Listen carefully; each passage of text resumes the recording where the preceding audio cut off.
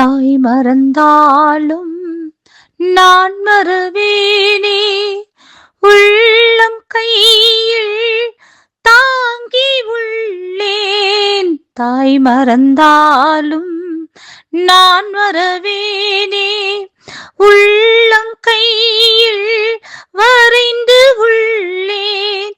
ஒருபோதும் நான் மறப்பதில்லை, மறந்து போவதில்லை. ஒருபோதும் நான் மறப்பதில்லை, மறந்து போவதில்லை. வழியும் சத்தியமும் ஜீவனும் நானே, வழியும் சத்தியமும் ஜீவனும் நானே. இஸ்ரவேலே பயப்படாதே, நானே உன் தேவன்.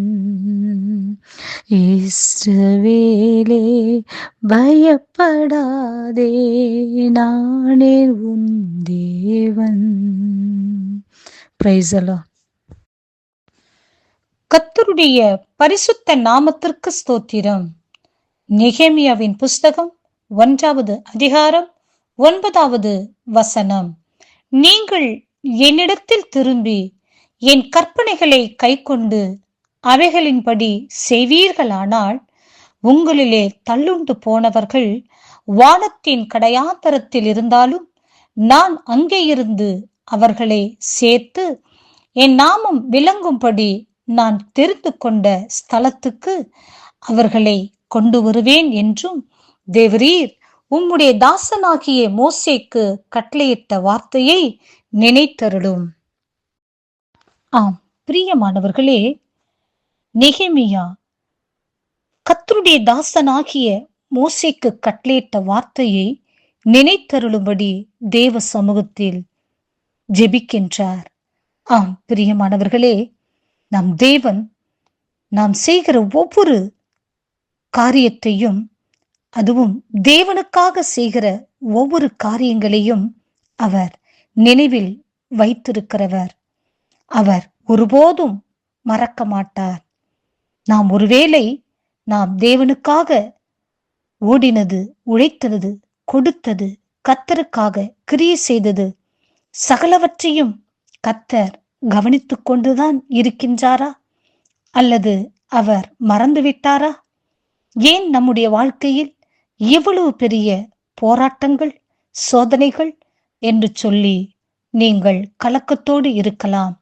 கர்த்தர் உங்களை பார்த்து சொல்கின்றார், ஆம், கர்த்தர் உங்களை நினைத்திருக்கிறார், அவர் ஆசீர்வதிப்பார். ஆம் பிரியமானவர்களே, சங்கீதம் 115 இப்படியாய் நாம் வாசிக்கின்றோம், கர்த்தர் நம்மை நினைத்திருக்கிறார், அவர் ஆசீர்வதிப்பார்.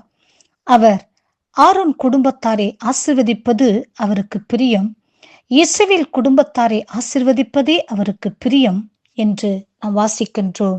பிரியமானவர்களே, ஆபிரகாமை நினைவு கூர்ந்து ஈசாக்கை ஆசீர்வதித்தது போல, ஈசாக்கை நினைவு கூர்ந்து ஈசாக்கினுடைய பிள்ளையாகிய யாக்கோப்பை ஆசீர்வதித்தது போல, யாக்கோப்பின் சந்ததியாகிய யாக்கோப்பினுடைய 12 கோத்திரத்தையும் கர்த்தர் யாக்கோப்பின் நிமித்தம் நினைவு கூர்ந்து, பஞ்சகாலம் வரும்போது அவர்கள் போஷிக்கப்படும்படியாய் எகிப்திலே யாக்கோப்பினுடைய சந்ததியாகிய யோசேப்பை கொண்டு போய் உயர்த்தி வைத்து, இந்த பஞ்ச காலத்தில் அவர்கள் முழுவதுமாக போஷிக்கப்பட அவர்கள் மேல் நினைவு கூர்ந்து அங்கே கர்த்தர் அவர்களை போஷித்து வழிநடத்தினது போல, இந்த நாட்களில் உங்கள் மேல் நினைவு கூர்ந்து உங்களையும் உங்கள் சந்ததிகளையும் உங்கள் சந்ததிகளுடைய சந்ததிகளையும் கர்த்தர் பலாயிர கோடி மடங்கு